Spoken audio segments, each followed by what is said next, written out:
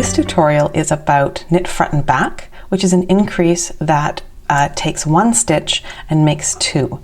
So we would go into the front of a stitch as we normally would, but now we need to go around to the back of that stitch, go through the loop here, and then knit again.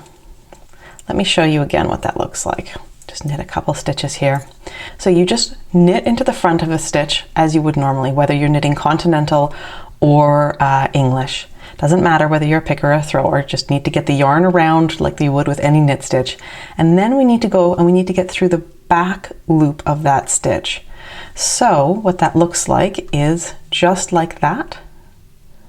And then grabbing the yarn as you would normally grab it. So from the front, because of course you're not always going to be twisting it to look at what it looks like. From the front, it just knit, and then you need to go around so that you're not hitting that needle tip, and then you go back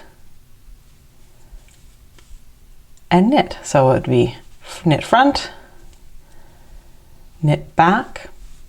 When I go to knit back, I often grab this loop with my finger just to make sure that it's not slipping off. That's an unconscious thing I do. So knit front, knit back.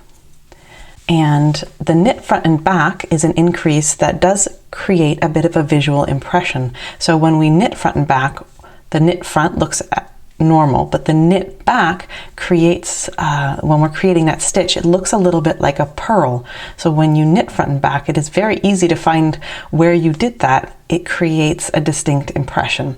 One of the great things about knitting is there are so many ways to take a simple increase or decrease and either make it a design feature or make it sort of more invisible. And the knit front and back does create these little purl-like stitches as we are increasing. I hope this helps. Happy knitting!